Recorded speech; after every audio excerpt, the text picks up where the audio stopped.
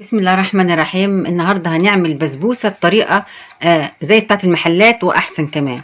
هتشوفوها وهتلاقوها طريقه غريبه جدا. بس قبل ما نبدا الوصفه بنذكر ربنا، بنقول لا اله الا الله سيدنا محمد، وبنصلي على سيدنا محمد صلى الله عليه وسلم. هنحتاج في الوصفه دي ايه؟ هنحتاج سمنه، يعني في حدود 30 جرام كده سمنه، لان انا هعمل ربع كيلو بسبوسه. بس دي سميد البسبوسه، هعمل ربع كيلو في مقاس الصينيه 24. علشان كده هتبقى المقادير شويه صغيره. ربع كوبايه ميه، نص كوبايه حليب، معلقه جلوكوز. ما عندكيش جلوكوز ممكن تاخدي معلقه عسل ابيض، ما عندكيش عسل ابيض ممكن تعملي عسل تقيل وتحط تاخدي معلقه. سهله جدا. هنجيب بقى الثلاث مكونات دول، هنحط معلقه من الجلوكوز او العسل الابيض او العسل التقيل اللي انت هتعمليه،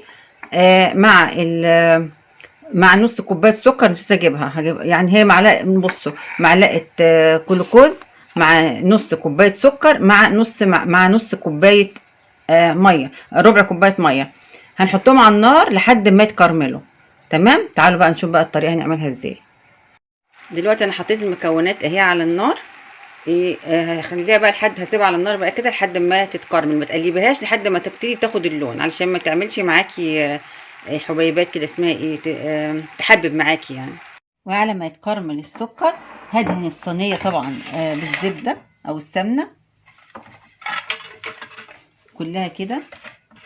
تدهنيها دهنه حلوه كده يعني، عشان تبقى الحاجه تطلع معاكي حلو. لازم تكوني ايدك سخيه في الحاجه. دلوقتي السمنه اهي هحطها على البسبوسه، على دي البسبوسه، وهقلبها.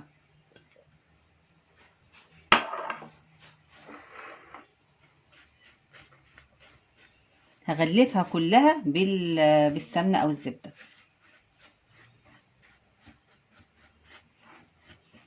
اهي. وبعد ما اتغلفت هشوف بقى المكونات اللي انا حطاها على البوتاجاز اتكرملت ولا لا. لو اتكرملت هاخدها واجيبها دلوقتي. بصوا، وصلنا لمرحله الكراميل بالشكل باللون ده. ما تغمقهوش، لان الكراميل هيمرر لو انت غمقتيه، وايدك دايما فيه علشان ما يتحرقش. مع نص كوبايه الحليب، او هحطها بسم الله الرحمن الرحيم وهقلب.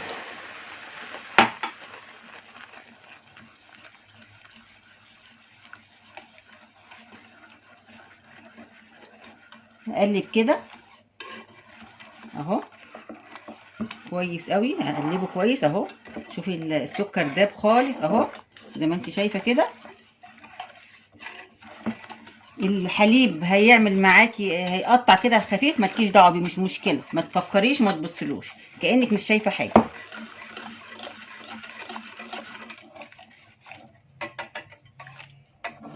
وهبتدي احطه على البسبوسه.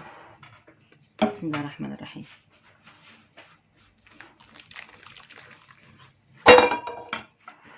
كده اهو. في الوقت ده انا مشغله الفرن، مسخناه، علشان احط خلي بالكم البسبوسه ما بتحطش عليها اي مواد رافعه. ده الطريقه اللي انا عملتها لكم بقى، دي اللي هتخلي البسبوسه لونها من جوه محمر زي ما زي بتاعت بره.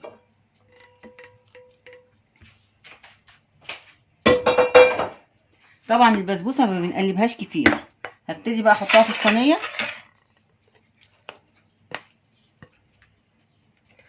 لو عايزه تحطي عليها بقى مكسرات، عايزه تحطي عليها اي حاجه حطي.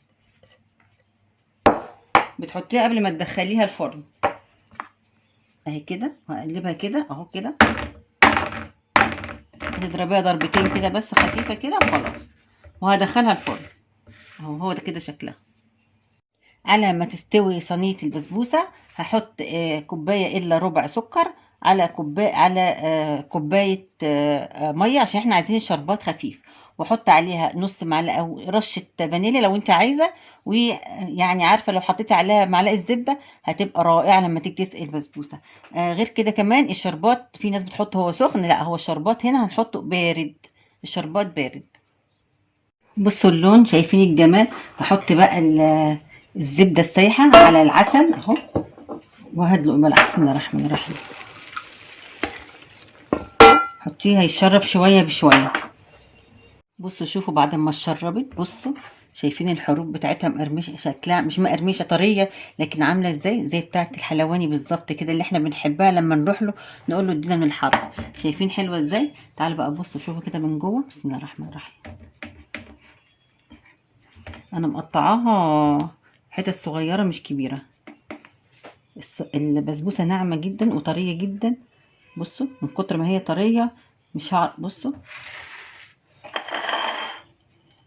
شايفين ناعمه؟ بصوا اهي، بصوا شايفين ناعمه ازاي، بصوا طريه ازاي اهي. يا رب تكون الوصفه عجبتكم وتعملوها بالف هنا وشفا ليكم لما تعملوها. على فكره ممكن تحطوا انصحكم بقى حطوا ال... اسمه العسل يكون سخن. العسل سخن مع البسبوسه تكون سخنه وعليها حته سمنه حلوه كده تديكوا طعم رائع. ومن جوه بصوا شايفين هي بصوا من جوه شايفين، من بره من جوه لونها زي بره، من بره زي من بره زي جوه. يا رب تكون عجبتكم البسبوسه وعجبتكم الطريقه وتعملوها بالف هنا وشفا ليكم. شكرا.